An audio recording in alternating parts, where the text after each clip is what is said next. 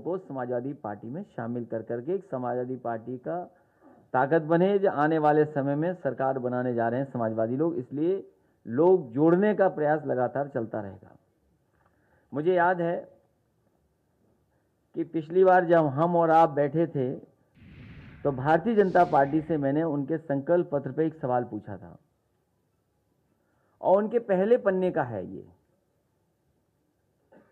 इतने वर्षों के बाद, सरकार में रहने के बाद, दिल्ली और उत्तर प्रदेश की सरकार होने के बावजूद भी सबसे ज्यादा संकट में अगर कोई है तो वो हमारा किसान है, अन्नदाता है, जो हमें रोटी देता है, जो हमें पहनने के लिए कपड़े देता है। आज सबसे ज्यादा दुखी वही किसान है। और अगर विकास के लिए जमीन चाहिए तब भी हमारा किसान ही जमीन दे रहा है। और जहां उसको सही तरीके से योजना के बारे में समझा दिया जाता है, हमारे देश का किसान कभी भी विकास के खिलाफ नहीं है, तरक्की के खिलाफ नहीं है।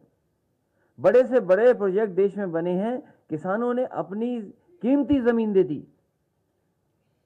लेकिन आज भारतीय जनता पार्टी के सामने लगातार हमारे ये किसान आंदोलन करने वाले लोग लगातार आंदोलन कर रहे हैं। पिछले कई वर्षों से लगातार उनसे अपनी मांग रख रहे हैं, तरह तरह का तरीका अपनाया कि सरकार जाग जाए, सरकार तक बात पहुंच जाए। किसान कल्याण समिति बनाकर के लगातार संघर्ष छेड़ा। मैं दोनों लोगों को, बबली गुर्जर को और सतीश राठी को बधाई देता हूं। उनके साथ बहुत सारे किसान हैं जो लगातार इसके लिए लड़ रहे हैं। मैंने भरोसा दिलाता हूं कि इस सरकार ने किसानों के साथ अन्याय किया है, पीड़न किया है, जमीनें भी छीन ली हैं और ऐसे काले कानून ले आए हैं कि समय आने पर किसानों के खेत की मेड़ टूट जाएगी और उनकी जमीन भी कब्जा कर लेगी सरकार। हम आपको भरोसा दिलाते हैं, जब कभी समाजवादियों को मौका मिलेगा तो आपके साथ न्याय होगा। और जिस तरीके से समाजवादी पार्टी ने हमेशा सर्किल रेट बढ़ा करके और 4 गुना मुआवजा दिया है, उसी तरह की व्यवस्था के लिए आपका सहयोग करने का काम समाजवादी लोग करेंगे आने वाले समय में। पहले पन्ने पर भारतीय जनता पार्टी ने लिखा था कि 2022 तक उत्तर प्रदेश के किसानों की कृषि आमदनी को दोगुना करने के लिए एक विस्तृत रोड मैप तैयार किया जाएगा। और मंचों से यह कहा, प्रधानमंत्री जी से लेकर के भारतीय जनता पार्टी के सभी नेताओं ने, कि 2022 तक हम किसान की आय को दोगुना कर देंगे।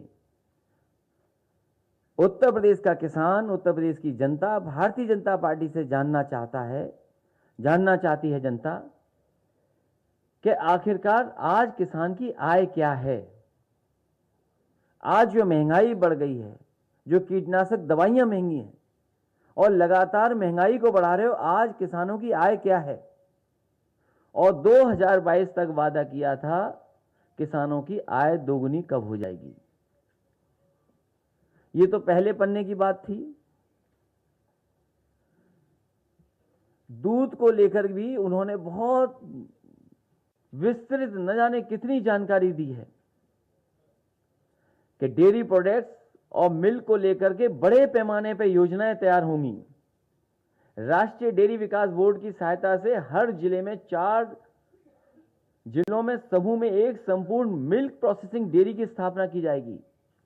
समाजवादी सरकार थी तो 2 अमूल के बड़े बड़े प्लांट लगे थे, जिनके 5 लाख लीटर प्रतिदिन का प्रोक्योरमेंट है।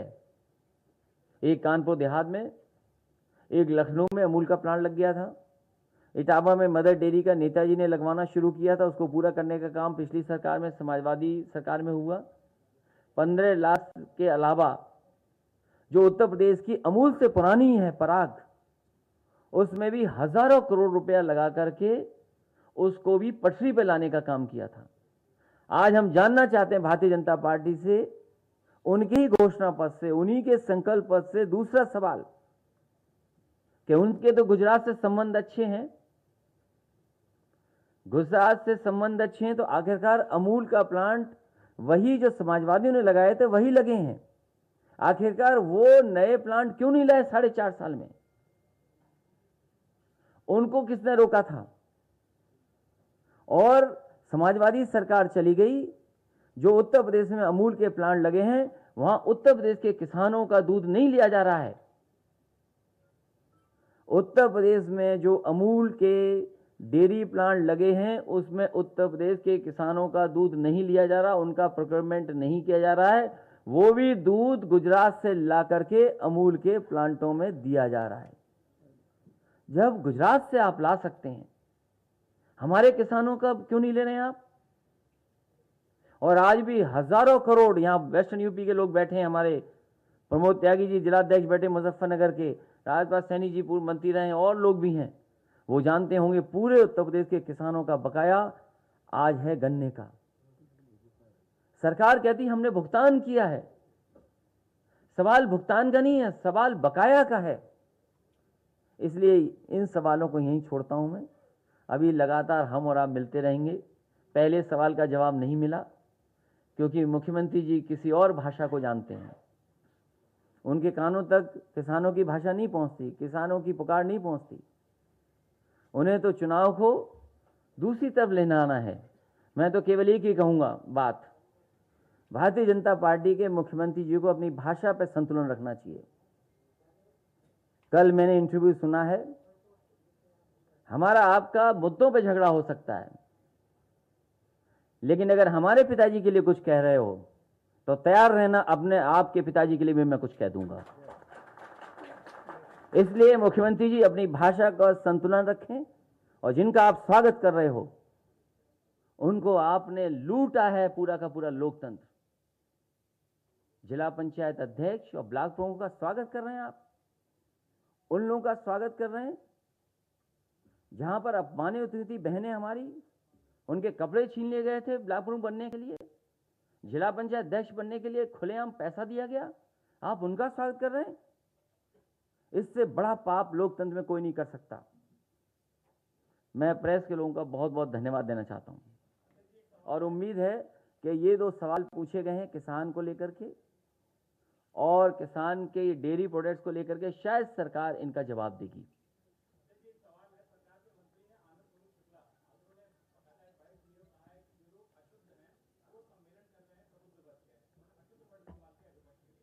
देखिए, कौन किससे सीख रहा है आप भी जानते हो। मुख्यमंत्री जी की भाषा क्या रही है आप उससे भी जानिए। क्या मैं आपके पिताजी को अब्बू जान कह के बुला सकता हूं? आपका नाम क्या है आप बताइए ना। हाँ, सोचिए आप, ये भाषा मुख्यमंत्री होगी। जिस मुख्यमंत्री की भाषा ऐसी हो, उसके मंत्री, उसके सहयोगी कैसी भाषा बोलेंगे? क्या उम्मीद करोगे? आज सबसे ज्यादा दलित, पिछड़े, मुसलमान जेल में हैं। कौन जिम्मेदार इसके लिए?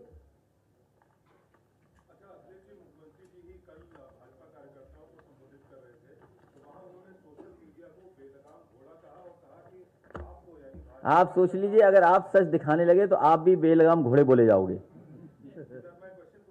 अच्छा, क्वेश्चन है इसके बाद में। उन्होंने कहा कि सोशल मीडिया पर नियंत्रण करना होगा भाजपा कार्यकर्ताओं को, ताकि इस बेलगाम घोड़े को नियंत्रित किया जा सके, उस पर लगाम लगाई जा सके। आप इसको कैसे? 2014-2017 का चुनाव सोशल मीडिया पे सबसे ज्यादा अफवाह, सबसे ज्यादा गुमराह, सबसे ज्यादा फर्जी फेक वीडियोस, ऑडियोज, फर्जी काम करने का काम भारतीय जनता पार्टी ने किया। आज जनता जब जागरूक हो गई है, जब इंटरनेट के पेनिट्रेशन गांव तक पहुंच गया है, 4G का अगर किसी ने नेटवर्क सबसे ज्यादा उत्तर प्रदेश में बढ़ाया था तो समाजवादी सरकार ने बढ़ाया था, जिसकी वजह से गांव-गांव आज इंटरनेट पहुंच गया। तो आज जब हर आदमी सच बोल सकता है, आपका जवाब दे सकता है, तो सरकार घबरा रही है, डर रही है। चुनाव आने दीजिए, जो संख्या मैंने बताई है वही संख्या उत्तर प्रदेश में समाजवादी पार्टी और उसके सहयोगी दल जीत करके आएंगे।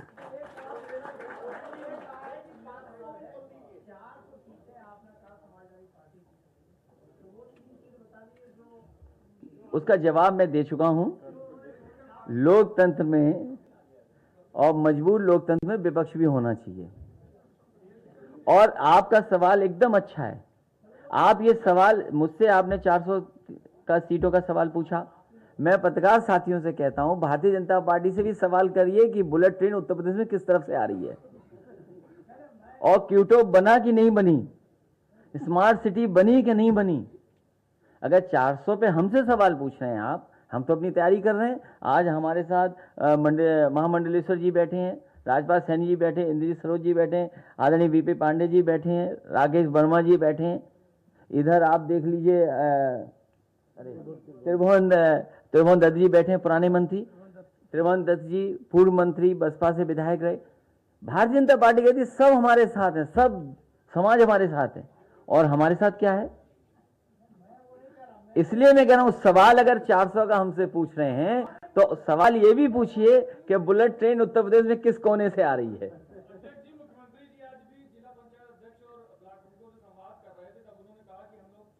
उन लोगों को खर्चा दे रहे होंगे, जो खर्च हो गया उसके लिए खर्चा दे रहे होंगे।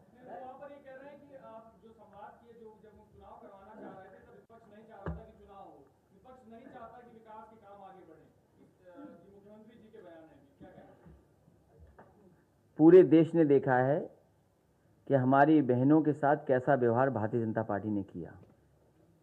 ये चुनाव डीएम और एसपी ने जिताया है।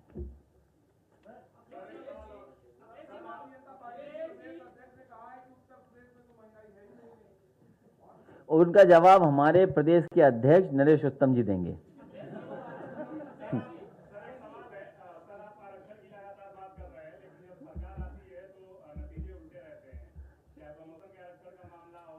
समाजवादी पार्टी और हमारी पूरी लीडरशिप बैठी है। जब घोषणा पत्र आए तो बहुत ध्यान से सब लाइनें पढ़ना। आप 69,000 के पक्ष पे है समाजवादी पार्टी, उनके साथ अन्याय ना हो।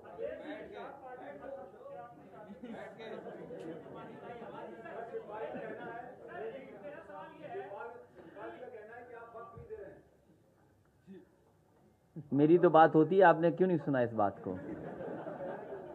तुम भी उस कंपनी से संपर्क कर लो जो जासूसी करती है, तो जानकारी मिल जाएगी आपको। मैं चाहूंगा दोबारा गाना वो बजाएं थोड़ा सा आगे करके और लाउड पूरा वॉल्यूम पर। अच्छा, और मैं अकाली दल आदरणीय राष्ट्रीय अध्यक्ष जी, अकाली दल के प्रदेश अध्यक्ष देवेंद्र सिंह खालसा साहब। हाँ, आप बोल दीजिए, आप बोलिए। श्री देवेंद्र सिंह खालसा साहब द्वारा माननीय राष्ट्रीय अध्यक्ष जी को तलवार भेंट की जा रही है। हाँ, इनका सवाल ले लें अनिल का। आप यहीं से आ जाना। आप अभी रुक जाना है, गाना रुक जाइए अभी, लेकिन आप गाना सुनकर ही जाइए। मैं नौजवान साथी का और जिन्होंने किताब विमोचन अनावरण कराया, मैं उन सबका बहुत बहुत धन्यवाद देना चाहता हूँ।